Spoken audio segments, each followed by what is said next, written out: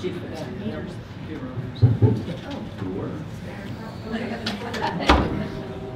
Something else.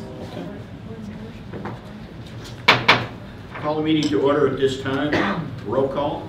Mayor Grimes. Here. Mayor Pro Tem Wiggin. Here. Councilmember Smith. Here. Councilmember Heckley. Present. Councilmember Wallstrom. Councilmember Wallstrom is absent. Thank you. Okay, we're going to be standing for the invocation.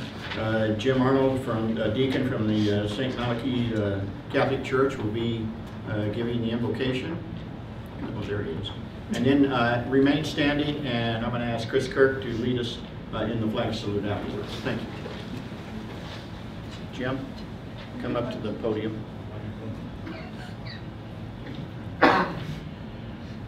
Our Heavenly Father, we come to you this evening to give you honor and glory, and thank you for the many blessings you have given to the city of Tehachapi, its people, and its leaders. We pray for your guidance to the agenda items for this evening, and ask that you would clearly show this council how to conduct their work with a spirit of joy, enthusiasm, and love. Give them the desire and the strength to do your will with the matters at hand for the city of Tehachapi and the community. And as we prepare to celebrate this Christmas season, we pray for those in our community that are hungry, are homeless, are sick, and for all those that are in need. We ask this in your name, Jesus Christ. Amen. Amen. If you would, please face the flag. Salute. Pledge. I pledge allegiance to the flag of the United States of America and to the republic for which it stands, one nation, under God, indivisible, with liberty and justice for all.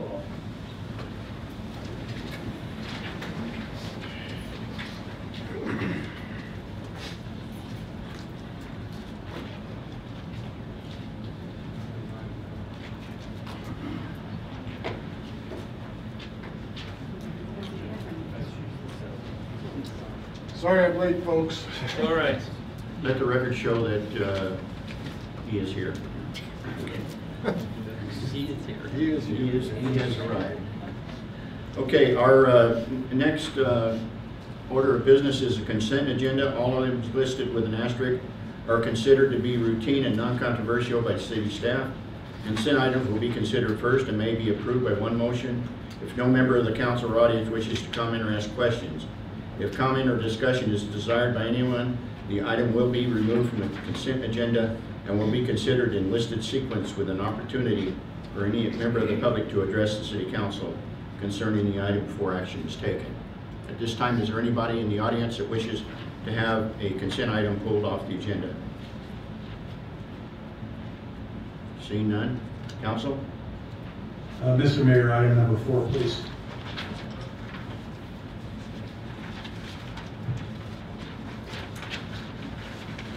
Okay. Any others? Do I have a motion? Yeah, item number 6, please. 6.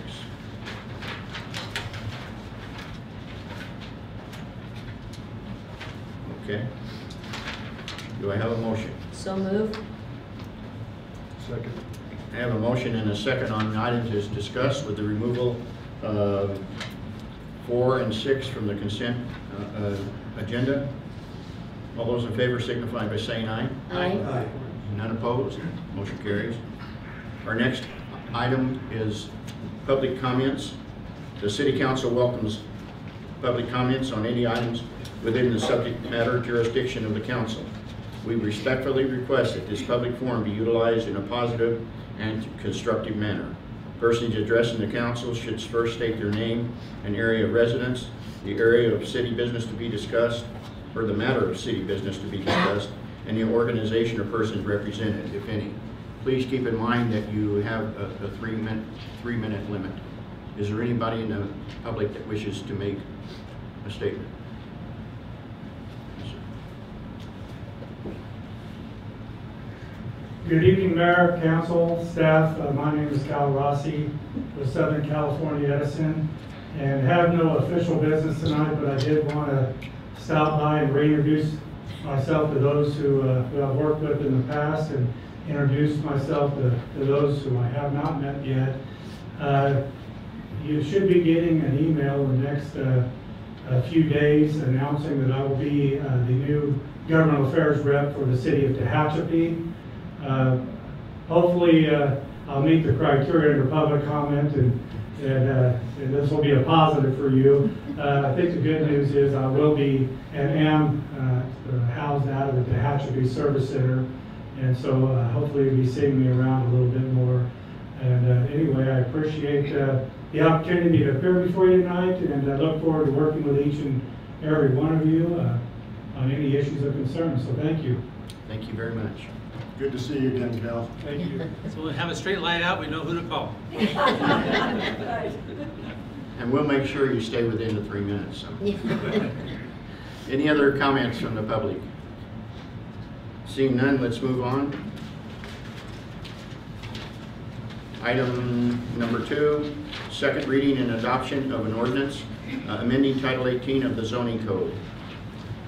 Mr. Mayor, introduced a lawyer you all met and know from Richard Watson and Rashawn. This is Maricela Merrickman, and she'll lead you down the path to this second approval. Good evening, Honorable Mayor, members of the City Council. We have before us today the second reading of the ordinance amending Title 18 of the zoning code to prohibit all commercial cannabis activity, uses in outdoor cultivation, and to allow indoor cannabis cultivation consistent with state law, as well as making environmental findings in support of thereof. I'm just here to answer any questions you may have. Questions from the council? Question? Okay. If there's a motion. Okay, do I have a motion? Do I have to have public comments now? Yeah, if you want. Okay. Any questions from the public?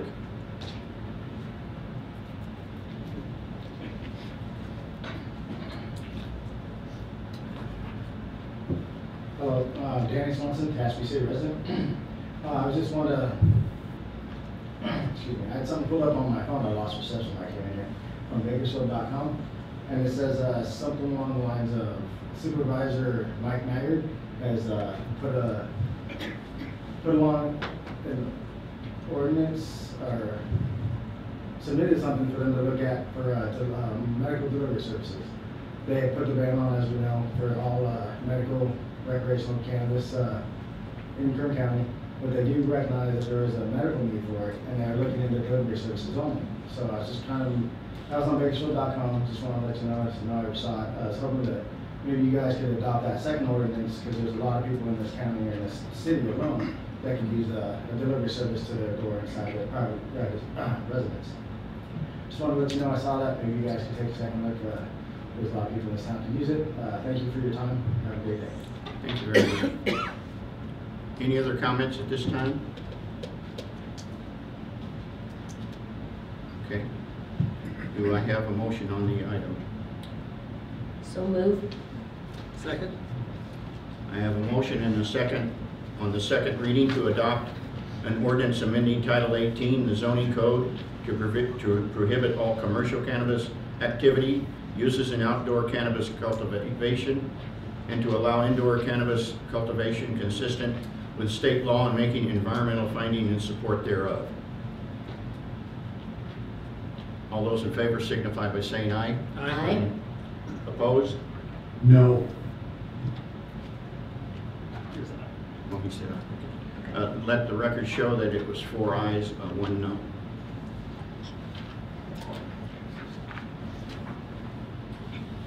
At this time, I've got another commitment, and I have to turn it over to the Mayor Pro Tem.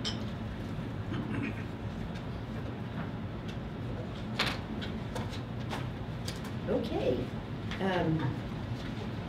Number 4, you had a question, Mr. Hickey? Thank you, Madam Mayor Pro Tem. The question that I have regarding the check register, and is Hannah not here tonight?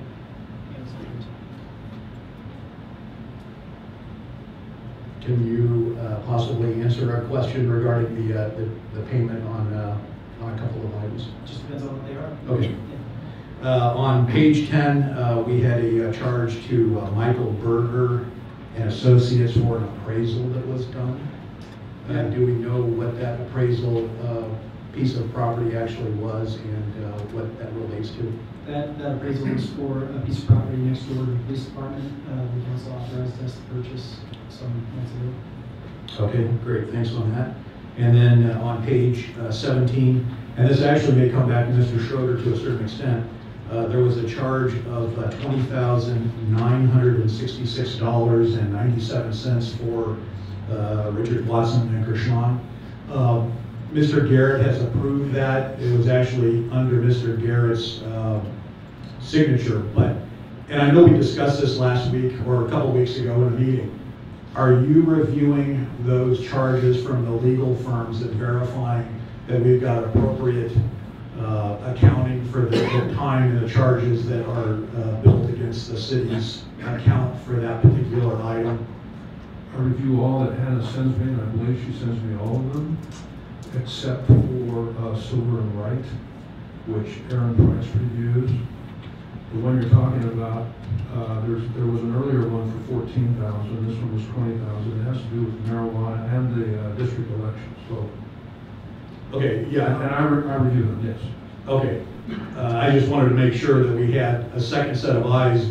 Due to the fact that Mr. Garrett's not a lawyer, you're very well versed in the charges associated with some of these activities.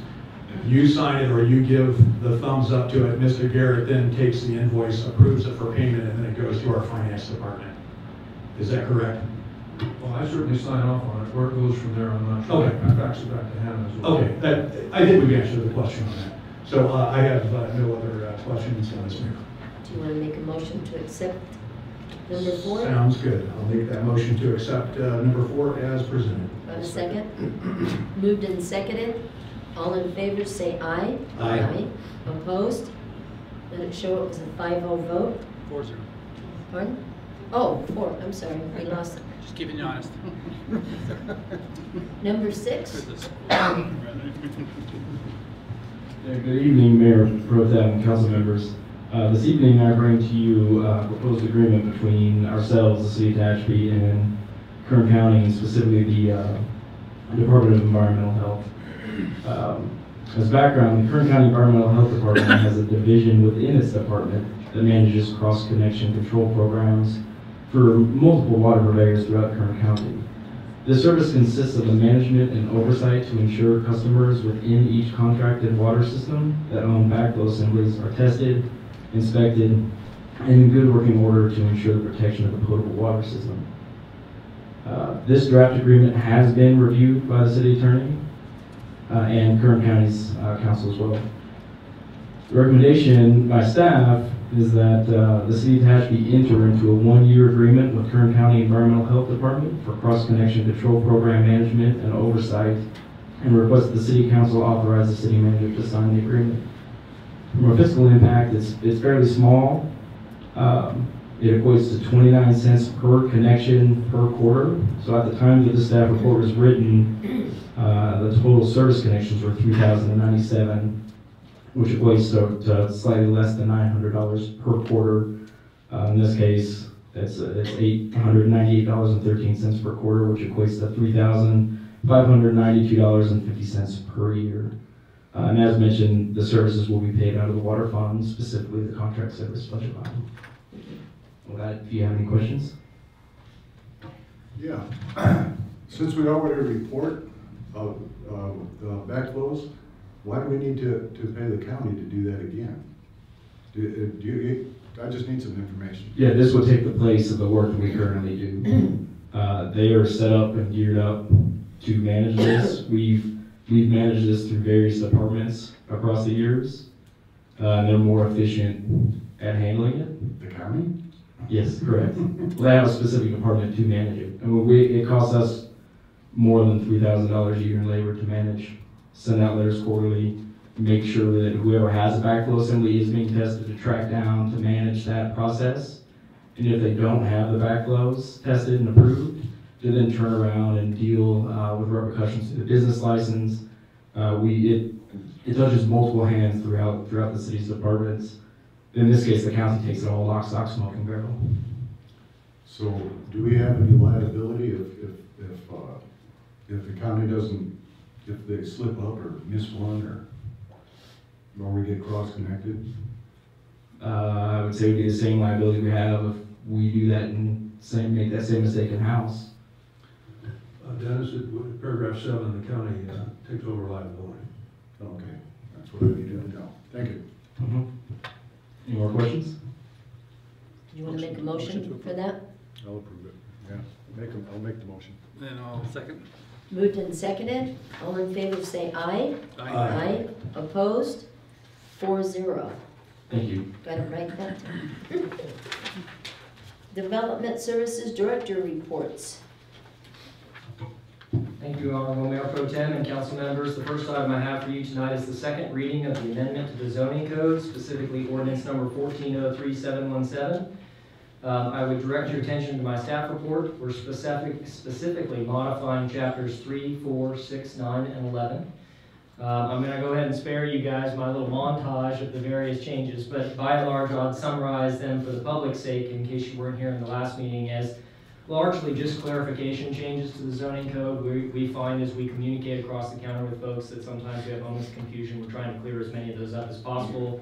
The only other meaningful change I would argue is allowing minor setback deviations to be decided at the director level instead of being taken to the planning commission. And I think at the last meeting I provided an example or two where we're seeing those in the residential developments needing to move a house 2 feet across that line or something in one way or another, and saving that applicant both the time and money of a minor modification like that. So with that, I'd be happy to answer any questions. My recommendation is that you adopt an ordinance of the City Council of the City of Tehachapi amending ordinance number 1403717, chapters 320, 330, 420, 610, 620, 910, 960, and 1110 of the Tehachapi zoning code pursuant to CEQA guidelines section 15061B3 general rule exemption. Any questions concerning this from the audience? Council? Motion to approve. Been moved? Motion to adopt. Yes, to adopt as presented by staff. As read by title only, yes. Do I have a second? I'll second that. Moved and seconded. All in favor say aye. Aye. Aye. Opposed? 4-0. Thank you. Number 8. My second item for you is quitclaim deeds for an existing unaccepted right-of-way affecting APN parcel number 415-13076, also known as the Walmart site. Maybe Ashley, for the sake of clarity, would you mind scrolling forward several pages to the map that I provided? So as she's doing that, there's quite a number of property easement items on the Walmart property that we knew at the beginning of the project were going to have to be sort of tidied up, straightened out, adjusted, etc. to make a project like this work. Scroll down just a little bit further on the map if you don't mind. There it is. Perfect. Anyway, two of the items, most of the items that are easement related are mitigation measures or conditions of approval that have long been approved by you all. And they typically they're typically an easement or some type of document like that being conveyed from the Walmart, who's the underlying property owner, to the City of Tehachapi. One exception is what's before you tonight. There are two road rights-of-way that were dedicated years ago by my measurement. I think I put in there in 83 and 88, presumably associated with some prior version of a development plan for that site. They were dedicated but not accepted by the city for maintenance. So they were irrevocably given away by a prior property owner but never taken by the City of Tehachapi for maintenance or for the purpose of conveying utilities or the public to travel across those properties. Specifically, it's the red line that's right at the top of the page and the pink line that's at the bottom of the page. You're right in between. The pink one is labeled 7B. I know it's hard to see. It's the rectangular shape that doesn't quite go all the way across the property. Anyway, those are both prior roadways. Best I can guess, having looked at the land, that maybe back in the 80s somebody thought they'd subdivide this property back before 202 was realigned, etc. And again, they made that dedication. They never developed the property, and now they're just an encumbrance to the property. Technically, my only obligation as city engineer is to keep a structure from being built across the top of that, but Walmart naturally wants it unencumbered, and staff sees no reason not to do that for them. And so our legal counsel has worked with theirs to come up with this quitclaim process. One minor modification for you, I believe you were handed a paper copy of a revised resolution. I'm going to be asking you guys to adopt a resolution regarding this, but we had a mix-up in the resolution where we were going to quitclaim from them to us, which doesn't work. We're quitclaiming from us to them. So the quitclaim process simply means that we're going to quit any interest in it. Maybe is the best way I can put it for you. We're going to just tell the world we have no interest in this property and it's therefore going to disappear. So as such, my recommendation then is that you adopt a resolution to quitclaim city interest in 2 rights-of-way affecting APN 415, 130, 76. And I'd be happy to answer any questions. Any questions from the audience concerning this? Council? Yes, Madam Mayor, thank you. Mr. Schlosser, can you tell me if there would be any advantage to the city? I'm not necessarily concerned about the red easement that goes through the middle of the proposed parking lot, but is there any advantage for the city to keep the pink and I guess the green also is an extension of that? Is there any reason for us to keep that for access purposes or otherwise? Because it seems that that would be a natural connection point either across the area immediately to the right of that, which I think is now county property. It's still city. Is it city still in that area? Just a little bit to the south. Okay. The other just thought, thinking out loud, is that would connect to the other street that currently dead ends into a cul-de-sac over there. So would there be any advantage for us to not give away that particular easement? Yeah. Let the other go, but keep that for some future purpose. I'm just looking for your thoughts on Sure, that. yeah. Yeah, so no, I understand. Good question. 2 answers. One, the green's not going away. The green is a sewer line easement that currently exists, and that will stay. There is a sewer line present there that we utilize, and so that's not a part of this conversation. The little strange number 9 that's kind of I didn't make this map, it's mauve, so I don't know what color that is. And it's small. I've been told that's a pedestrian access easement from the cul-de-sac, which is Las Colinas, to the south of the site, so that they can leave their cul-de-sac and walk out to Tucker Road and access the shopping in that area. That was a condition of approval as well. So there is some access being retained. The right-of-way gives us 2 values fundamentally as a city. It gives us the value of transportation across that property, and then it gives us the value of utility, of allowing us to put utility in there. So we retain, because of the green easement, the right to put utilities in there. So we're not giving up that right in this location.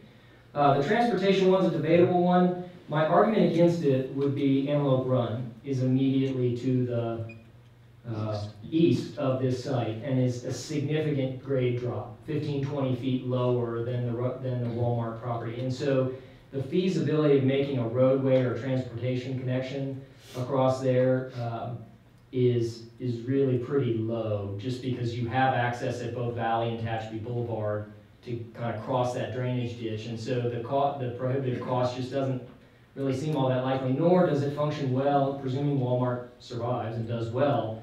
It doesn't function really well to pass cars through the back of their loading dock area based upon the currently approved site alignment. And so for those reasons, I wouldn't advocate for that, but I can see the question and why you'd ask it, but I guess my opinion is that it's best to let it go. Do we have any concerns with fire access in that area? And the possibility of something happening on Tucker Road that would preclude fire or emergency response vehicles from getting to the back of the building or to the eastern part of their lot, and then not being able to access it from down where, the corner where Starbucks is. Yeah, the fire department's approved the layout. I guess that's probably my best answer for you, is that, they've looked at it in detail and went through the whole planning process and the permitting process, and they seem to be satisfied with their ability to get around there. Quite frankly, it's a vast improvement over what it is now. There's hydrants back in the corner now, so if there's ever a grass fire in Antelope Run, they probably have a way better chance of getting to it and dealing with it with Walmart than they do currently. So that's my best answer, is they've approved it, so I would trust their opinion on it. Okay, Ms. Mayor, I don't have anything further. Thank you. Any other questions or comments? Just, Mhm. so the green continues in underneath a wider easement, so the green will actually extend the full length. It currently does and will continue to. Right, it just turns a different color on the map. Sorry, yes. That's all right. That's Green exactly goes right. to a brown overlaid on some magenta or something like that. Okay, got it. Clear as day. So, I understand. So it does go straight through. The Yes, width of it the does. green will continue all the way over to the Correct. left. All right, And thank there you. is an actual sewer line in there that will Yeah. remain, yeah. Okay, thank you. Any other questions? I'll entertain a motion. So moved on staff's recommendation. I'll second that. It's been moved and seconded. All in favor say aye. Aye. Opposed? Let it show it's a 4-0 vote. City managers report. Thank you, Mayor Pro Tem Williams.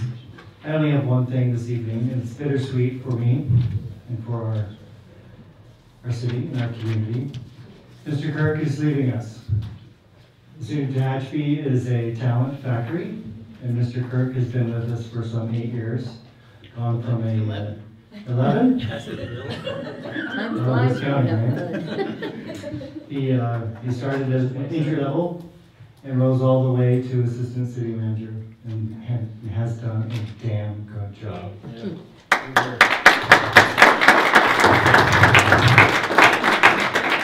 He's accepted a position in the state of Colorado, so he'll be leaving not only our community, but our state as a city manager. So we're very proud of him. Again, it's bittersweet. He has a couple weeks left with the city of Tehachapi, so we're creating a transition plan, of course, as you would expect.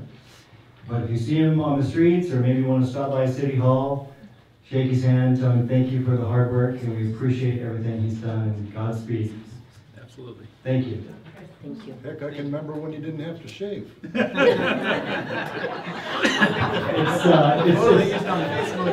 that you've mentioned that, Dennis, I have to say that, right? So the city, can you tell us the city? So the city is the town of Berthoud, Colorado. Berthoud, Colorado. So they used a photo from the city of Tehachapi when he started 11 years ago, and he looked about 12 years old. Chris carries his age well, as we all know, and we all got a chuckle out of that, that's for sure. They didn't call us for an updated photo. I And wish they would still have. hired you? Yeah. We like kids. But he's going to do an amazing job, and he's going to do us very proud. So, good luck, Chris. Good luck. And thank you for all your service. Thank you very much. Yeah. Anything else? Council member comments? Mr. Wallstrom? No, ma'am. From all of us on the council, Merry Christmas. Thanks, Madam Mayor. I've had a couple of requests from citizens to ask some questions pertaining to our street pavement condition. And I know we talk about this all the time. The comments that were made, and Ryan, this may come to you primarily, since you're now the asphalt guru, or maybe Jay also, but the questions and the comments that were given or passed to me were concerns that we basically just tarred over the top of more or less failing asphalt. And there's a couple of areas on Curry, I mean, they look fantastic, they're all new, coated and striped and recently striped, painted, everything is looking nice. You can see where the traffic wear patterns are, and that's now all cracked out again. And I'm just wondering if there's anything that Ryan or Jay, you can add to the concerns that we may be getting from some of our citizens as to the condition of roads, especially after it looks like we've spent the money to go in and resurface those and restripe them. Yeah, I can take first pass at that. Well, you know, where to begin? Money. Well, that's a great place to start. I'll maybe leave you guys for that one, because that's a practical reality that is undeniable in the state of California. But Maybe more from the engineering side of things, two concepts. One, and it seems counterintuitive, but the engineering community is pretty consistent in the belief that the best pavement management programs are the ones that prioritize low-cost rejuvenation techniques on our better quality roads than prioritizing your first dollars on reconstructing your most failing roads. And I know that sounds sometimes counterintuitive, but the concept is that for pennies on the dollar, you can keep a good quality road longer if you use rejuvenation techniques like the ones that we employed. Probably, Ryan and I think we're in agreement that probably the #1 factor affecting the quality of our pavement in this town is not heavy truck trips or lots of vehicles, but weathering. It's the freeze-thaw cycle followed by the very intense UV, dries out roadways. Paved roads are moist with asphalt, with oil, and then they dry out, and then the cracking process is accelerated. So yeah, Curry is a great example of a place where we have a couple of sections of failed asphalt that are noticeable between C Street and Valley, and then there's a piece south of Valley as well.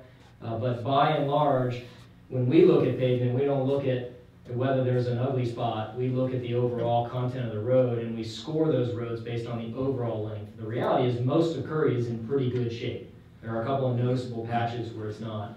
So using a rejuvenation technique like we used, in our opinion, saves the vast majority of that asphalt. And while it does little for the failed sections, I mean, we probably, if the failed sections are 100 square yards, we spent all of about $27 on those. You know, I mean, whereas we applied a rejuvenator to the rest of the road that's not failing, and hopefully bought 5 years of life out of that road for that money. And so that's the strategy that we employ when we do stuff like that. I can understand where your constituents' thoughts come from, but in our opinion, you know, our main roads, trying to do what we can with the limited resources we have, we feel like that's a pretty good approach. The other reminder I would give everybody, and this is one of the biggest conversations I have across the counter, is everybody goes, my street looks terrible, and you just went and paved Curry that you paved 10 years ago. My street hasn't seen asphalt since it was made. And my response is a reminder, Caltrans limits our dollars to be spent only on major roads that are on a very specific map that I brought to you guys actually about 6 months ago for modification. I may not spend those dollars necessarily on the road that best would receive those dollars. I have to spend them on the roads that we have. We have to come up with our own local money to figure out how to pay for all those local roads that aren't on that map.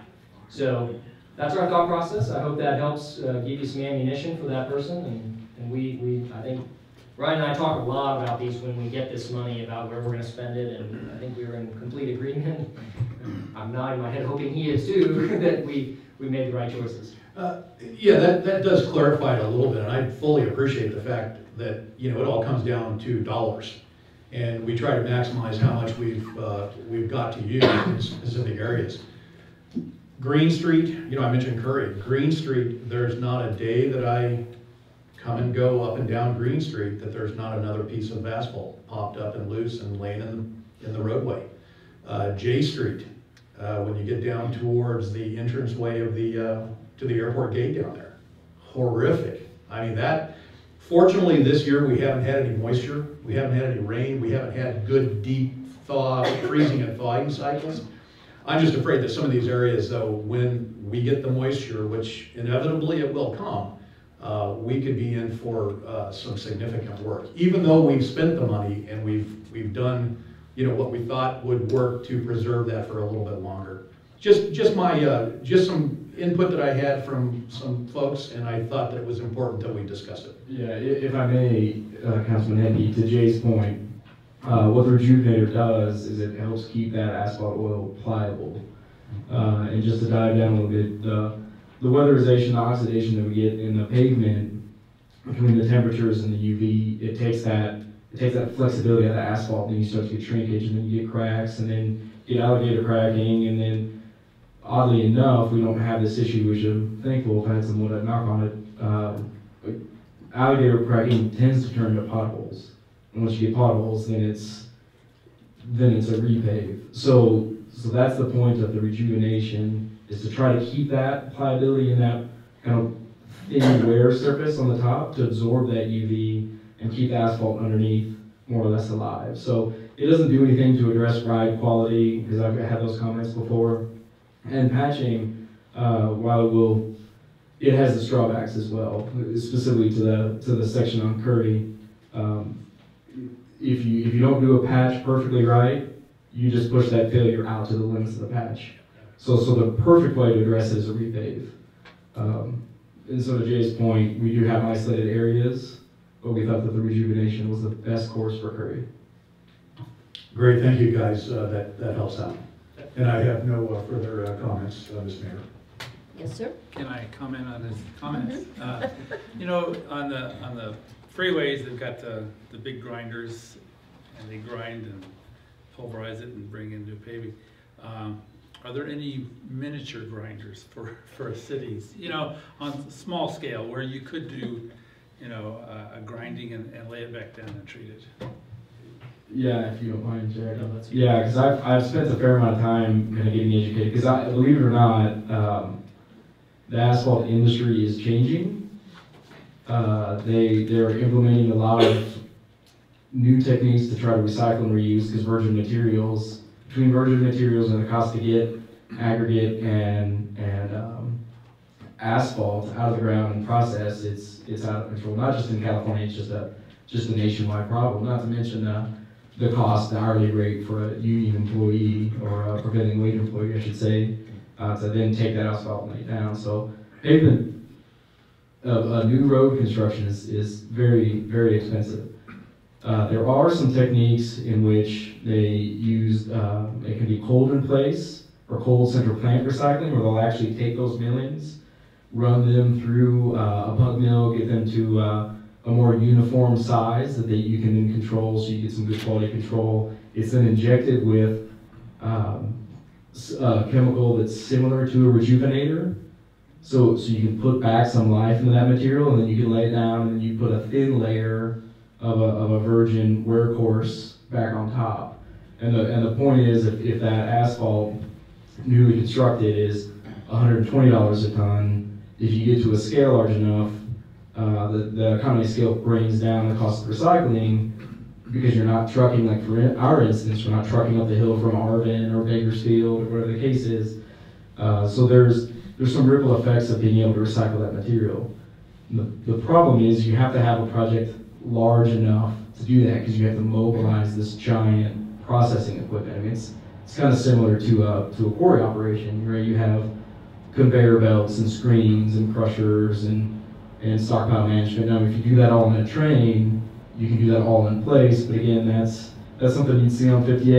Jay and I have kicked around the idea 100 times of even ways we can package projects together, but that has its own strings attached to it. But the bottom line is, we don't have enough money to create a project of a size large enough to even attempt that. I have some notes on what that size would be, and I don't have those figures off the top of my head, but it's, I want to say it's plus or minus $1 million is about where it takes to really make that an equitable process. And then obviously the larger projects you have above that, the more gains you then return to yourself.